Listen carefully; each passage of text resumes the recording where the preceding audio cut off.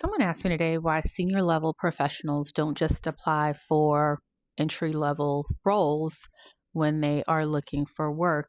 And I guess I get on the surface why that might sound practical, but y'all, here's the truth from someone who's been on the hiring side of the table for 15 plus years. It's not necessarily that professionals are unwilling to lower their standards. I think there's a layer of it that people miss. Hope I'm holding that far enough away. I think there's a layer of it that people miss, and that's that organizations don't necessarily want to hire a senior level professional in an entry level position. Let's talk about it. When a position is set for someone with 1 to 3 years of experience, the compensation, the budget is typically aligned with that 1 to 3 year time frame, right? The expectations are aligned with that 1 to 3 year time frame. The path, right, for that individual is aligned with someone starting who has 1 to 3 years of experience. Hiring someone with 15 to 20 years of experience is not just a stretch, y'all. It is a full-blown mismatch, right? The definition of misalignment. Here's the other thing I don't think people really consider, and that's the fact that hiring is expensive.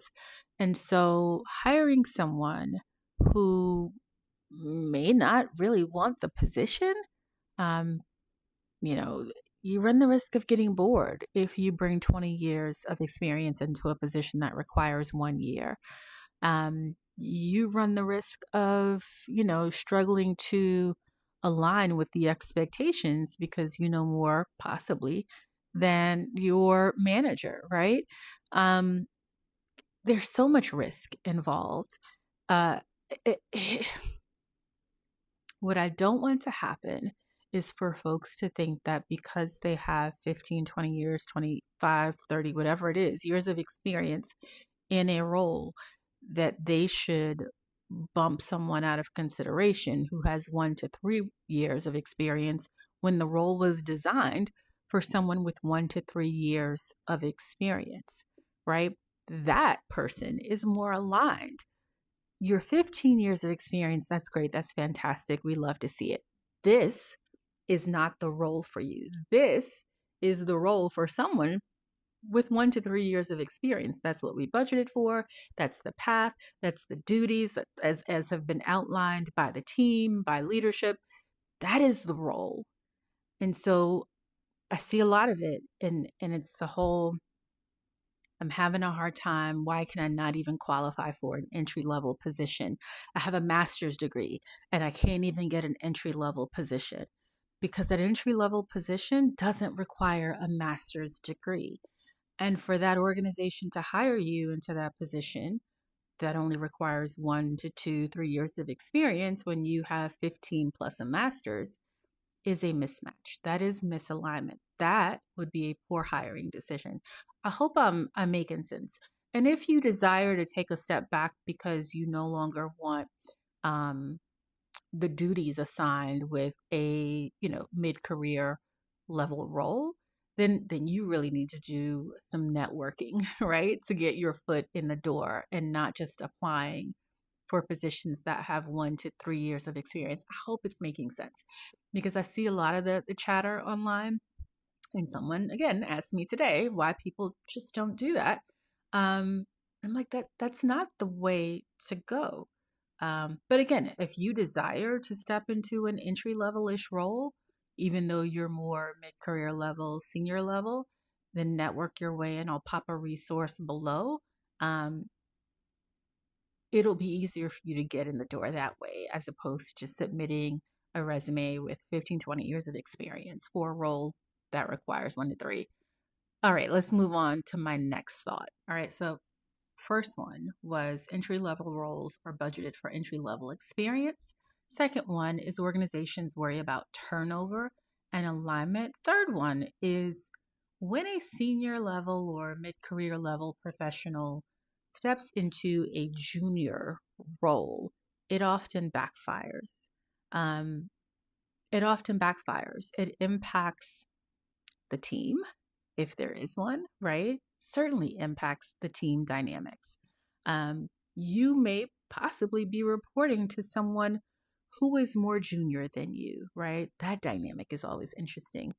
You may be on a team with, recent college graduates with little to no experience and reporting to someone with half of your experience. The dynamic shifts, and we could lie to ourselves and say it doesn't, but it absolutely does. So it's not just about how it affects you, but I think how it affects the team, how it affects the organization, the risk associated with such a hire. Folks end up frustrated, folks end up disengaged, right? Like, that is not a good business decision. And I'm saying this, and I hope it comes across as like, I want you, job seeker, mid career professional, senior level professional, I want you to apply for roles that are aligned with your skills and your experience and your passions and your strengths. I talk about it often. I want that alignment for you with aligned compensation, right? With aligned compensation. What I also want is that alignment for organizations, because poor hiring decisions have deeper impacts than I think some understand, right? It is not a surface level conversation when we start talking about misaligned hires. Um, and so apply for the right job.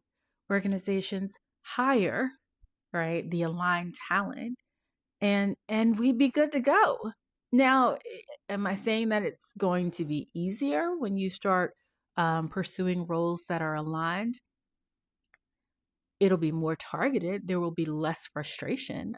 So if this has helped you, um, and you want to go deeper into your specific situation, that's the work I do in my clarity sessions.